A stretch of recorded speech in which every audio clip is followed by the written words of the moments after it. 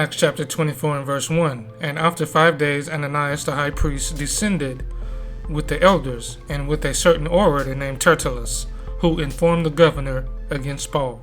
Verse 2. And when he was called forth, Tertullus began to accuse him, saying, Seeing that by thee we enjoy great quietness, and that very worthy deeds are done unto this nation by thy providence. Now let's observe the part of verse 2 where he says, By thee we enjoy great quietness.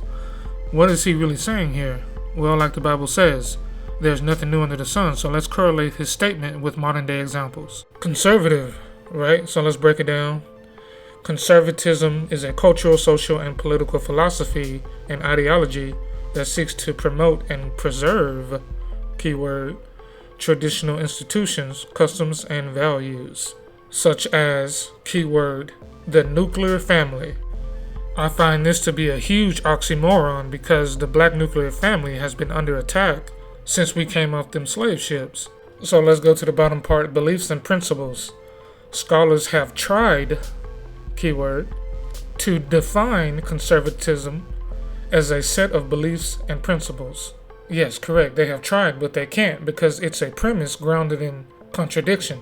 Let's keep going. Bullet point 1. A belief in a transcendent order, which Kirk described variously as based in tradition, divine revelation, or natural law. You mean the same law that made the black man 3/5 of a man? Interesting. Let's skip down to the last bullet point that's highlighted. A belief that property and freedom are closely linked.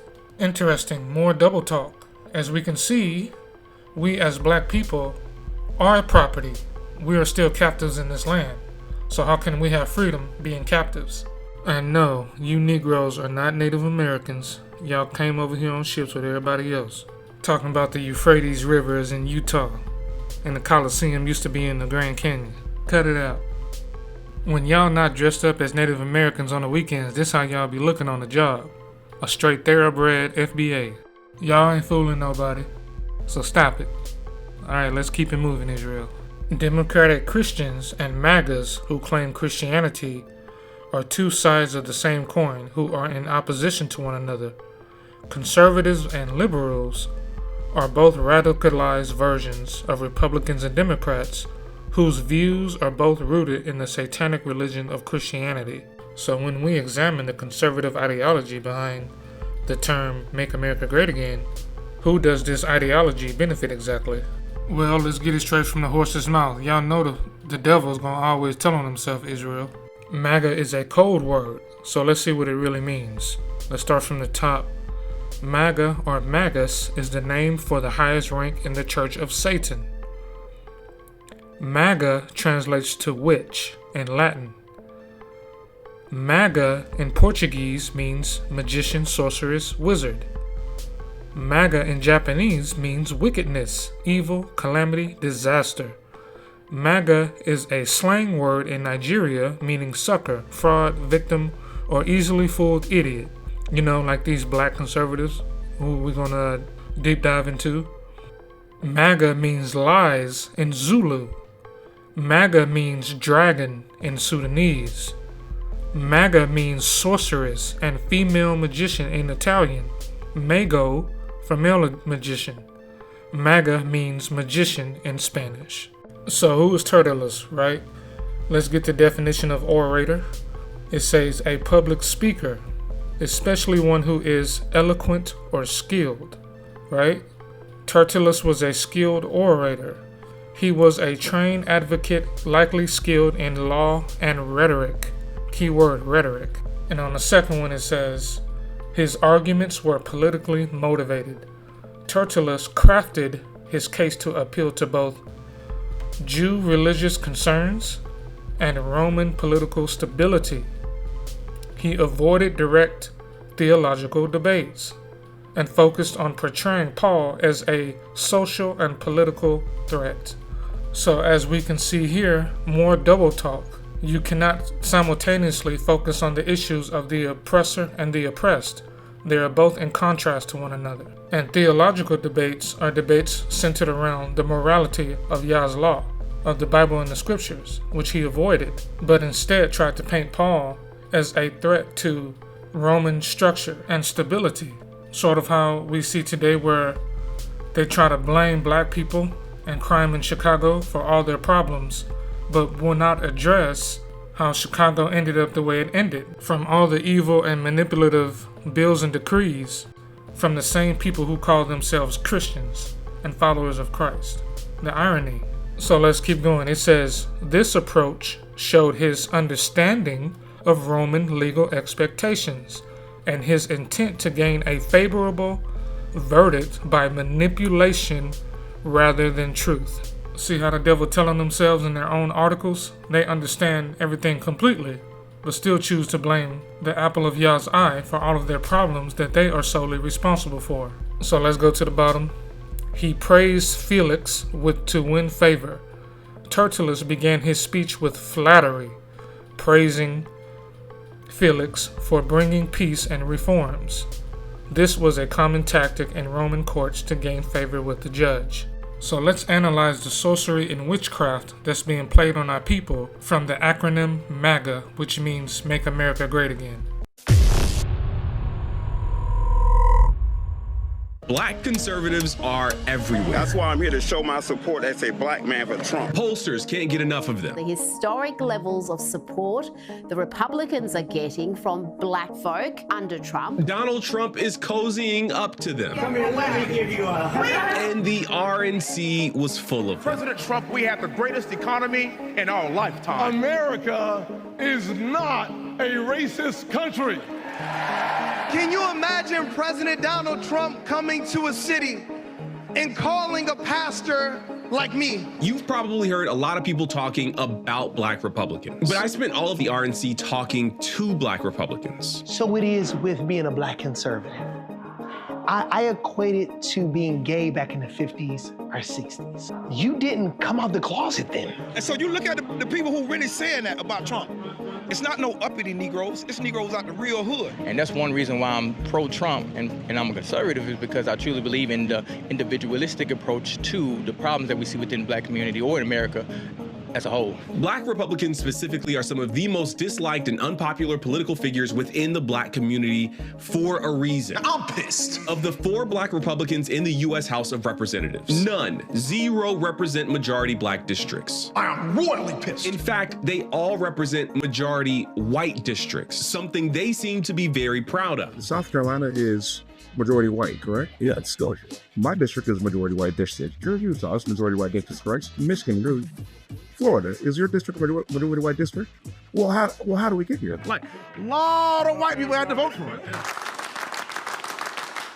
There is an obvious disconnect, and that's what I want to explore today. I wanted to know what draws a black person to identify with this Republican Party. Trump has been for black people, regardless of what the media say, for a long time. The Bible says we perish through a lack of knowledge, right? So until you teach the people, that's the only way they're gonna learn. So it's our job, me especially as a black conservative, to get out there, get on the ground, and teach these people all about the black conservative movement. And when you look at the movement now, especially right now, we speaking, baby. I learned a lot about black Republicans in these conversations. Their motivations, their stories, their goals. These are real people with genuinely held beliefs. Beliefs that I largely disagree with, and I told them as much. It wasn't policy. It was white people. Well, white people, it was no. Let's be very clear. It was white people. No. I tried to have respectful dialogue with them. So in this video, I want to share these people with you, but I'll also share some of my reflections on the experience of listening to, fact-checking, and disagreeing with black Republicans. I learned a lot about black Republicans, and I think you will too. So with that, let's dig in. Ideological North Star was an emphasis on personal responsibility. For those I spoke to, there was a real value for rigid individualism as opposed to collective progress and identity. Take Topher, for example. He's a Christian rapper, has millions of followers online, and believes, according to him, in an individualistic approach to progress for black people. And that's one reason why I'm pro-Trump and I'm a conservative, is because I truly believe in the individualistic approach to the problems that we see within the black community or in America as a whole. And you can think about it, Black Wall Street, Harlem Renaissance, all that time, we was doing great. But when the policies came in and started destroying the black community slowly and slowly. Matter of fact, it was supposed to get rid of poverty or at least lessen it, but we have more poverty now than we had back then. I think you'll notice a theme of dissonance present in these interviews. On the one hand, for example, Topher endorses an individualistic approach to solving the problems we face as a community. But on the other hand, he points to Black Wall Street or the Harlem Renaissance, communities that I would consider on the Mount Rushmore of black collective power. And he points to them as times we should look back on with admiration. And the question is, which one is it? Is it rigid individualism where we get it out of the mud on our own? Or is it about creating communities where we work together to build our collective resources? What's also interesting is that somehow for him, these communities no longer exist because of liberal or progressive policy decisions. But when the policies came in and started destroying the black community slowly and slowly. Matter of fact, it was supposed to get rid of poverty or at least lessen it, but we have more poverty now than we had back then. I think it's worth pointing out that this more poverty now than back then line is verifiably false. It falls in line with a theme that people like Byron Donalds have advanced continuously throughout this election cycle. The idea that we were better off in any way during the Jim Crow era. During Jim Crow, the black family was together. Yeah, that's right. During Jim Crow, more black people were not just conservative, because black people always have been conservative-minded, but more black people voted conservatively. It's worth noting that the black poverty rate has been falling ever since black people started receiving civil rights protections. It's almost as if these progressive policies worked. Now, you mentioned Black Wall Street, brother, and I want to be very real with you. Yeah. Black Wall Street was Tulsa, Oklahoma, the Greenwood District, where black people built their own community, had their own self-sustained community, beautiful economy, making it for themselves, and white people destroyed it. Yeah. It wasn't policy. It was white people. It wasn't white people. It was no. Let's be very clear. It was white people. No. It was those white people. It was white people in that community. Absolutely. Exactly. And let me just say this: Elaine, Arkansas. Rosewood in Florida, Atlanta, Georgia, the Sweet Auburn District, North Nashville in Nashville, Tennessee. Each one of these communities were booming black economies where white people, not in the same place, but it was the same group of people every time, destroyed those communities. So you can't say it's policy when when black people do what they need to do and build for themselves and white people destroy it. Yeah. So why is it that you would frame it as a policy thing? I didn't frame it as a policy thing. We can rewind it. You said it was white people. I said it wasn't white people, it was those white people. And the reason why I'm saying that is because now we're trying to categorize all white people as evil. No. And what I'm trying to say is, back then, because a lot of people don't know this, I'm gonna put this on record, Black Wall Street rebuilt themselves after that. 4 years after that, Black Wall Street rebuilt everything they had, and they prospered for the next 40 years until policy came in and destroyed it because they decided to build a freeway over their town, and that destroyed. So what I'm saying is, if we look at policy and the cultural essence of most things, right? It's not just policy, it's culture. I was trying to draw a distinction between the nature of progressive policy, like the Civil Rights Act, or Supreme Court decisions to overturn segregation, and white supremacist policy, like destroying black communities, but the subject kept changing. Lucky for you, I actually made a video about Tulsa, Oklahoma's Greenwood District. It was definitely white racism that destroyed Black Wall Street and other black communities through explicitly racist acts of state-sanctioned violence. This is why an accurate, full telling of history is so important. Black oppression and black progress have always had a collective quality to them. Black people have been, throughout American history, targeted as a group, from slavery to black codes to Jim Crow to mass incarceration to anti-inclusion efforts today. But we've also made progress by harnessing the power of collective action during Reconstruction and the Civil Rights Movement, and even today during the black-owned business boom. From LBJ, that's why he said we have these Negroes voting Democrat for the next 200 years. But all those policies have not done what they promised. Would you agree? I would not agree. So you think we're better off as black people now than we were before LBJ passed those policies? Yes, brother. We can vote without the threat of violence. Are you talking about the Civil Rights Act of 1964? Is that what you're describing as a negative thing? I'm not saying the Civil Rights Act of 1964 was, I'm talking about... That's LBJ, I just want to be clear. That's LBJ, who you said, were we better off before LBJ? LBJ signed the Civil Rights Act of 1964. I'm talking about the war on poverty. I just want to answer that one. I want to answer that specific one first. Was the Civil Rights Act of 1964 a bad thing? I agree with the Civil Rights Act of 1964. Thank you. But at the same time, I'm also put it like this. I prefer dangerous freedom over peaceful slavery. I don't know what that means. Explain more. What it means is I would rather, given the fact that even back then we still had our families together, communities were stronger back then, I would rather deal with the dangerous freedom of not knowing and controlling people with policies as much as possible versus the peaceful slavery of being married and tied to the government. Given Trump's well-documented history of saying and doing racist things, I wanted to know how these black people could be drawn into Trump's political orbit. So I talked to Pastor Lorenzo Sewell. Yeah, so anyone that wants to come to church, they're able to come. So when President Trump called, I thought about it like you calling me and say, hey, Pastor, I want to invite a friend to church who has 34 felonies. Hey, Pastor, I want to invite a friend to church who is a womanizer. Hey, Pastor, I want to invite a friend to church who could be a racist. He's the lead pastor at a black church in Detroit that Trump visited earlier this year. And he was also a featured speaker at the RNC. So all my friends back in Detroit who are Democrats, I want to ask you just one simple question. You can't deny the power of God on this man's life. You can't deny that God protected him. Could it be that Jesus Christ preserved him for such a time as this? Could it be? Why should black people support the Republican ticket and Donald Trump specifically? That's a good question. You know, what I would say to any black person is this, specifically about the Republican platform. I would say, look, do your research, right? I would say, look back to 170 years ago in this state where a group of patriots stood up and they started that grand old party to stop the expansion of slavery. If a black person said, well, Pastor, Donald Trump is racist, the Republican Party is racist, well, let's play that theme out throughout history. Let's look at who was the party of slavery, who was the party of Jim Crow, right? Who's the party of the slave codes? Well, those are Democrats. Let's have that conversation. And when you look at when the Senate was integrated, those were black Republicans. When we look at Frederick Douglass, black Republican. So that's on the political side, why I believe that a black American should be willing to look at the Republican platform. In terms of my political convictions as a pastor, my conviction in my heart, a black woman's womb is the most dangerous place for a black child to be. You done lost your damn mind. When you get your damn mind, you call me. So, if a black American, specifically a black woman, my conversation would be, give our black babies a chance. Look at the Republican Party in terms of President Donald J. Trump. This is what I would say.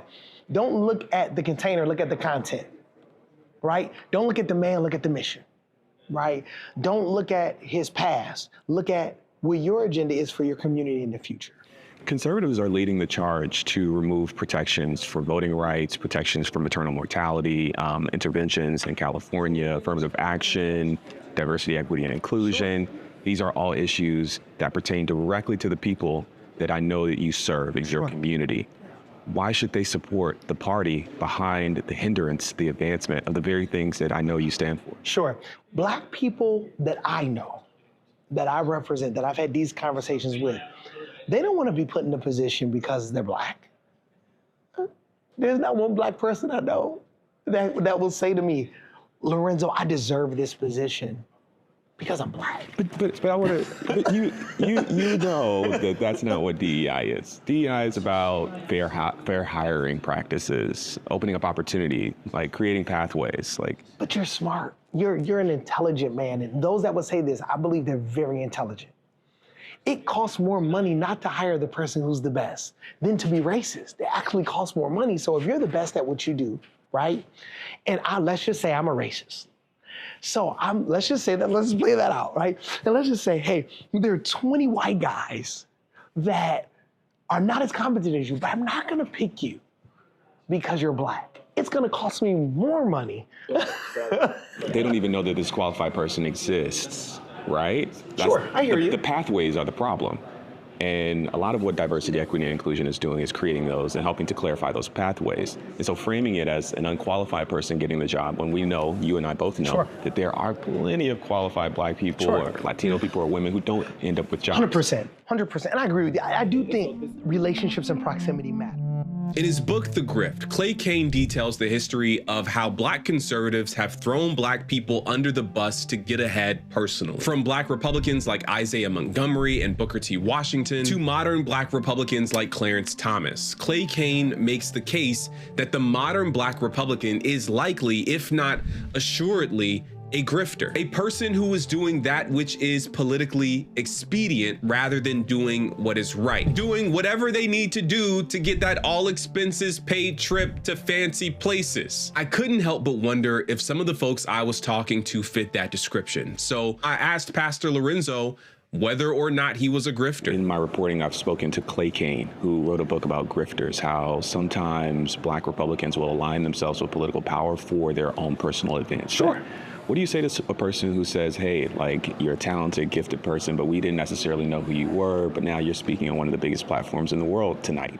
Quite frankly, I don't need another opportunity to speak. Has the Republican Party said, Lorenzo, we're going to write you a big check? No. If they did, it's just going to go right to the community anyway, right at the end of the day, because that's where my salary goes. You've mentioned Frederick Douglass and others from the 1800s, early 1900s. In those times, black Republicans were elected by black people. Sure. Today, black Republicans, they're elected in majority white districts. Agreed. Why is it difficult, maybe even some would say impossible for a black Republican to be elected in a black? That's a good question. You know what? I'll wrestle with that. I think the biggest problem is the Republican Party, in my opinion, they have, I believe, drifted from their roots in terms of black people having authority within that party. I don't believe the Republican Party has learned well how to support financially those who are black Republicans that want to come out the closet. I equate it to being gay back in the 50s or 60s, right? Or even 70s. You didn't come out the closet then. Like the movie Philadelphia, right? Because you could be ostracized. So it is with being a black conservative. We have been, the Lord has blessed our church. He's been very kind to us to really serve our community. However, me just having President Trump at our church, if I could play the voicemail, sir, these are the ones I haven't had time to delete. If I could send you the emails where it's like, really? I mean, people that I thought loved me, they're like, calling me everything but a child of God. I'm like, hold on for a second.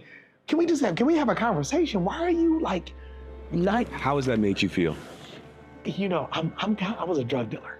I was a street pharmacist, right? Former. So people that you love hurts. I have to be frank with you, you know.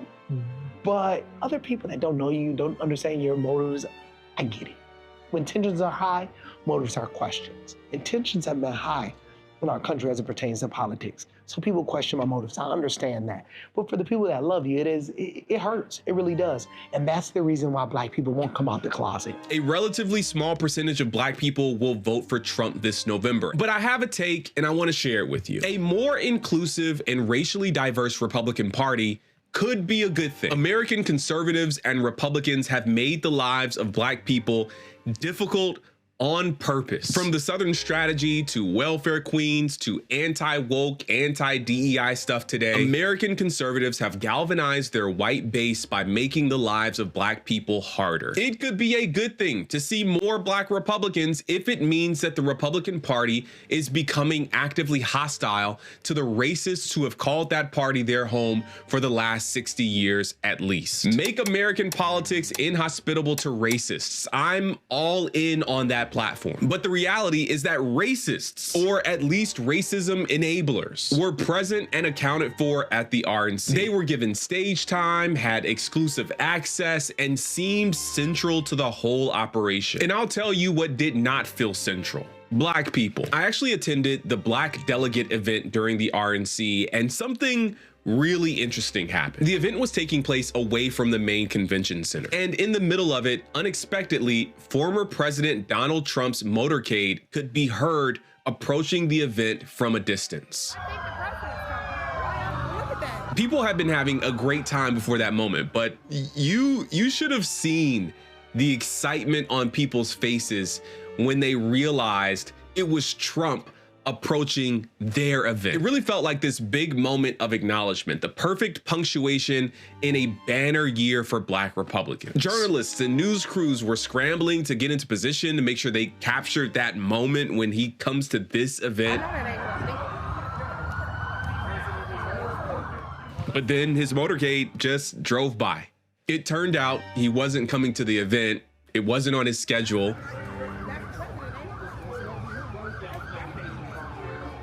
It just happened to be along his route. He waved at us. In case you didn't see it, he waved. The disappointment for this group of Black Republicans was tangible and kind of poetic. And I think that's my big concern with the future of the Republican Party. The RNC had quite a few drive-by acknowledgments that Black people exist, but little to no substantive action plans for how they would show up and be present with and for this community. And if I'm honest with you, I think that's on purpose. The only way the Republican Party becomes this ideologically conservative but racially inclusive big tent party is if there is a fundamental rejection of the people and policy and practice they currently hold as sacred, near and dear to their political vision. As long as the GOP makes racial justice a political issue worth fighting against, a majority of Black people will never vote for the party. As long as teaching Black history is woke, as long as race-conscious solutions to race-conscious problems are demonized, as long as they commit to denying racism's impact. Verse 5, for we have found this man a pestilent fellow, and a mover of sedition among all the Jews throughout the world, and a ringleader of the sect of the Nazarenes. Paul was called a pestilent because he was causing a disruption to the Jews' way of life by the perks that they received being underneath their oppressor. By promoting the oppressor's culture and way of life, the Hellenized Jews are allowed to have an appearance of righteousness while halfway observing the law, statutes, and commandments. A double mind, just like modern-day Christianity. Black people who identify with conservatism are cowards who overlook the struggles of their people for positions of power, monetary gain, and a false sense of comfort underneath their oppressors. Like Tertullus said in Acts chapter 24 verse 2, that we enjoy great quietness. They don't want to be inconvenienced in the land of their captivity. Remember, Yeshua was called the suffering servant, and Moses was likened unto him. Moses was severely inconvenienced for the cause of his people. What will this great falling away look like as things turn for the worse? Hey there, folks. Hope you're doing well today. Boy, do we have an interesting video for you today. Today, we're going to be looking at the Cartier family. They have a YouTube channel. They've seen a lot of success.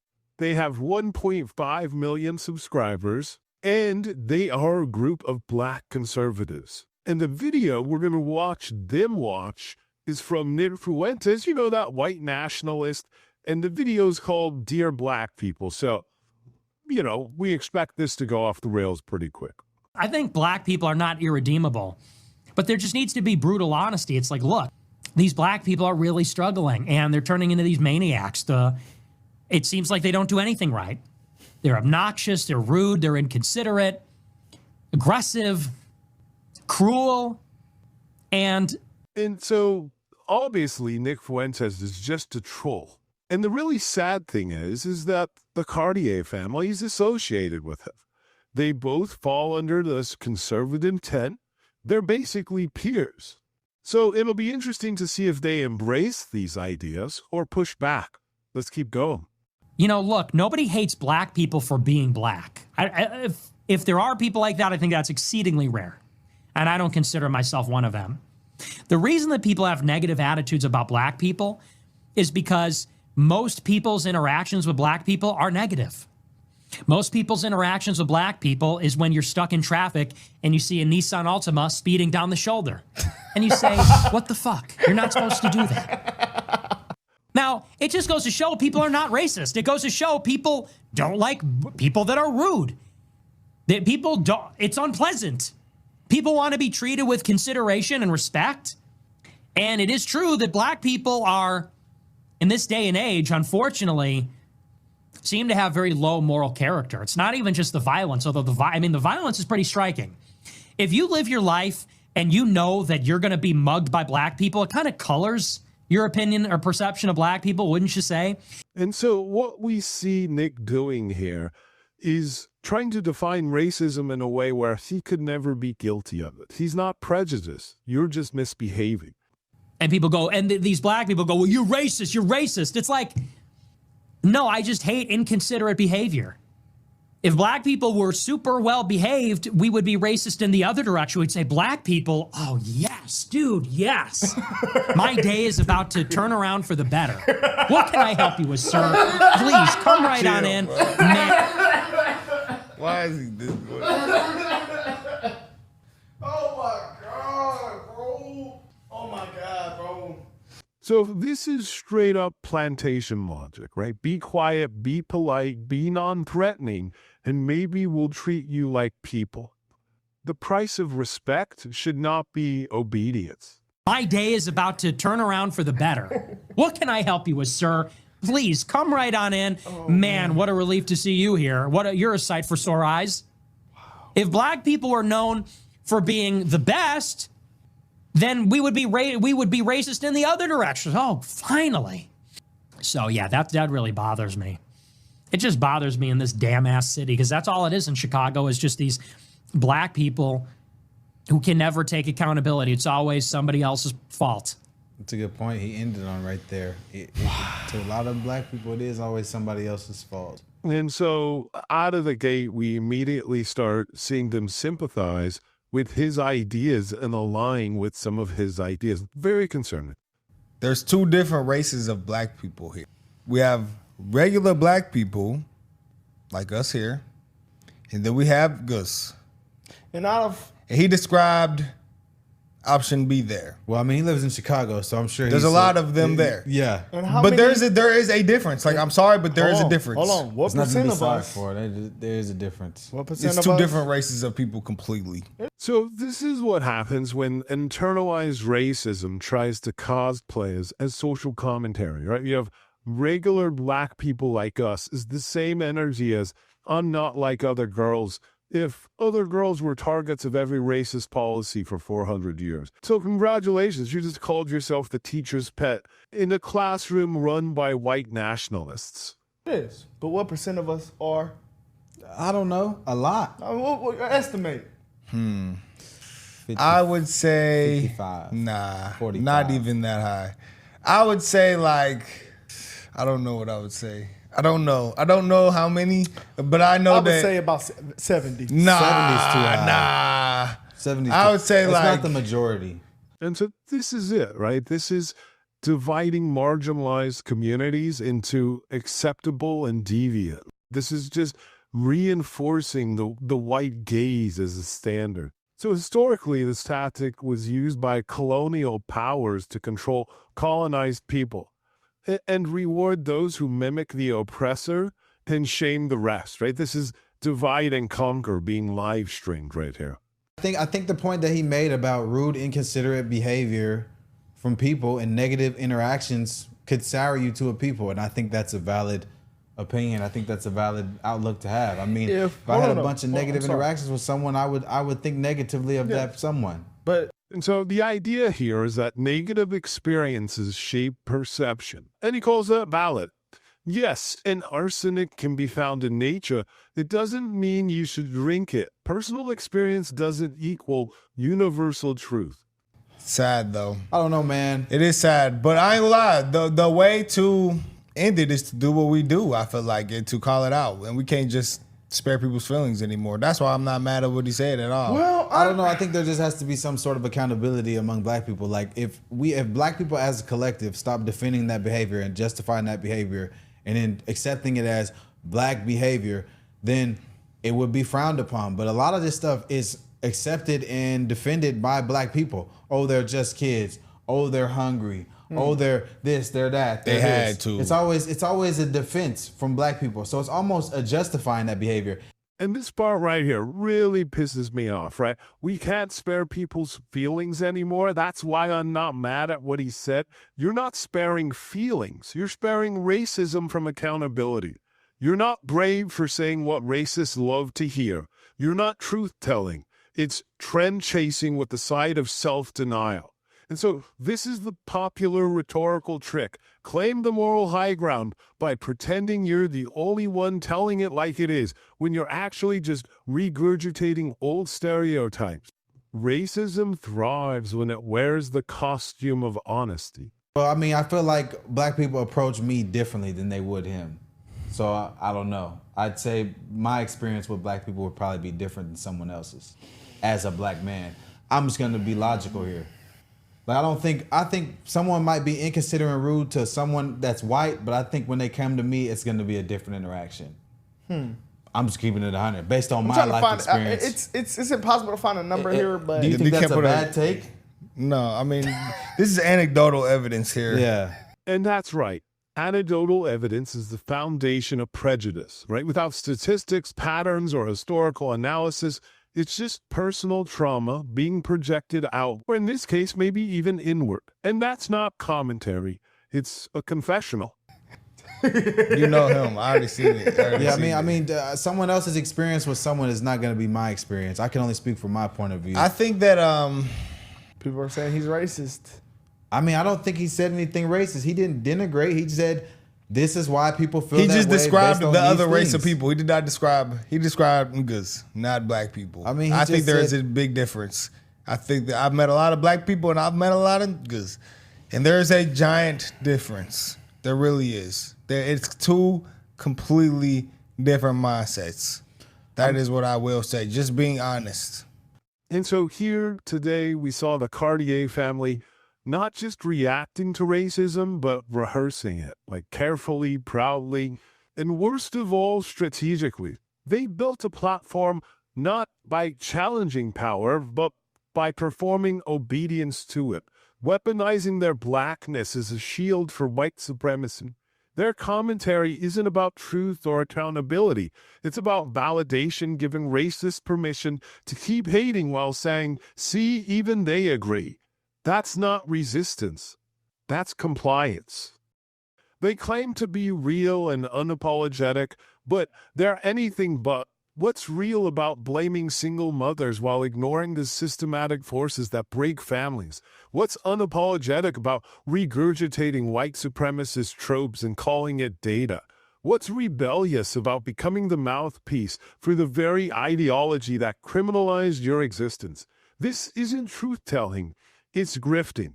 Not revolution, not empowerment, but more performative proximity to whiteness. And let's be clear. The right doesn't love them. They love using them as props, as covers, as pawns in a larger game to pretend their hatred is about culture, not about race. When the cameras are off, the same people applauding the Cartier's family are calling the cops on them in their neighborhoods. That's not allyship. That's political blackface. You don't win freedom by flattering your oppressors.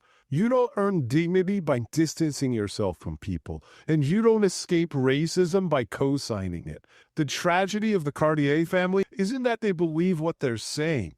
It's that they've sold it, dressed it up as insight, and convinced themselves that proximity to power is the same thing as power.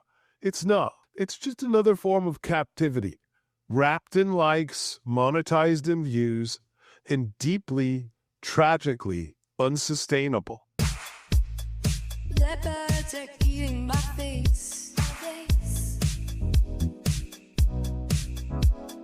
This cancerous thought process has infected many in the black community in order to spearhead Jacob's trouble.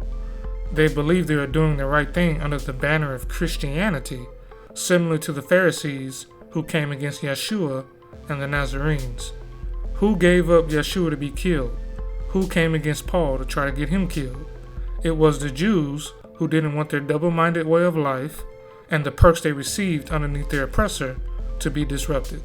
And as this kingdom continues to fall, these black conservatives are going to grow in number and their hearts are going to turn cold against anyone preaching the gospel.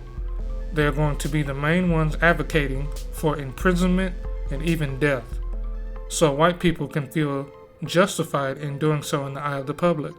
Who did Yeshua have the biggest problem with throughout his entire ministry? The Pharisees, his own people. Worse than an enemy is a traitor. And of course, these black conservatives popping up all over YouTube is not coincidence, it's all by design. So let's unravel the sorcery and witchcraft behind it. Earlier in the video, we went over the meaning of the word MAGA, but we see here there is another piece of merch that you can wear which says Ultra Mega with the colors red and blue, and it even has the eagle on the front of the hoodie. I went over the significance of the eagle when it pertains to the heathen and what it symbolizes in a previous lesson, if you want to go back and check that out. But for now, we're going to focus on the other parts of this hoodie. Conservatism is closely aligned with patriotism. So let's break that down. Patriot. So let's get the information on that. Patriotism is the feeling of love and devotion and a sense of attachment to one's country. Pretty self-explanatory. Now let's go to the top right and get information on the color red that's associated with the MAGA hat. Okay, so it says the color red for the MAGA hat symbolizes several key themes. Emotional impact. Red can evoke strong emotions. This is also something I tackled in the previous lesson regarding the eagle. It ties into that, but let's keep going. At the bottom of this part, it says, in Roman culture, red was linked to Mars, the god of war. Now, why is this important? We're about to get into that, but first I want to elaborate on something. If you look at the bottom left, who do you see taking charge? Satan. White Jesus is Satan, the Lord of the Canaanites, the people who currently have us in slavery. And Baal is Satan. Let's get to scripture. Genesis chapter 3 and verse 15. And I will put enmity between thee and the woman, and between thy seed and her seed. It shall bruise thy head, and thou shalt bruise his heel. Seed means offspring in the Bible. God is telling Satan that his offspring will war with the offspring of man, who was made in God's image. But the top of the list of man who he is warring with are the children of Israel. Now, last but not least, if you haven't noticed, at the top left of the word patriot, the word riot is embedded within it. So that should tell you something. Patriots or Christians, will you be a patriot for your country and go to war with anybody who seeks to undermine the stability of your country and your religion and your God? So we see the MAGA hat and the Roman attire of why they chose red. YouTube's logo is also red. YouTube is the spiritual aspect of the warfare being waged on the children of Israel. Like I said, there is no coincidence that black people are being demonized all across YouTube, even more so by their own people. The powers that be are reincarnating the Pharisee spirit to aid in the attack of the children of Israel leading up to Jacob's trouble. Ephesians chapter 6 and verse 12. For we wrestle not against flesh and blood, but against principalities, against powers, against the rulers of the darkness of this world, against spiritual wickedness in high places. Let's go! Everybody grab what you can. Y'all, they cut off the food stamps this morning. Government shut down, got folks losing it. Look at this, they done rushed the whole store. Shelves clearing out like it's the end of the world. Nobody stopping. Hey, I'm gonna tell y'all straight up like this. I just got that text that the link is definitely cut the fuck off for November.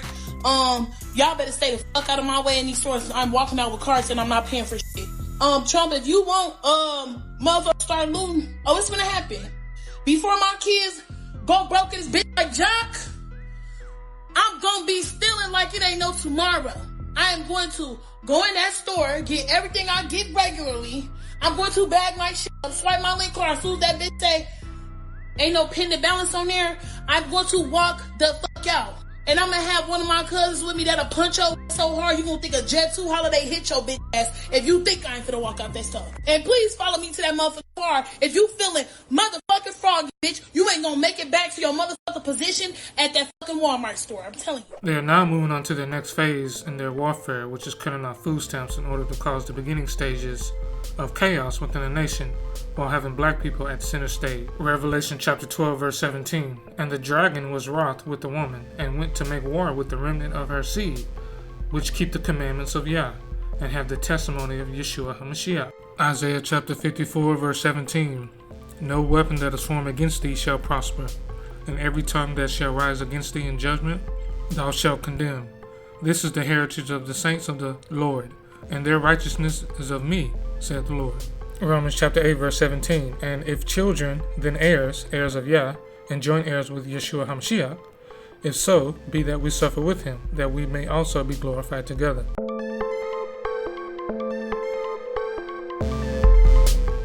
If I could play the voicemail, sir. These are the ones I haven't had time to delete. If I could send you the emails,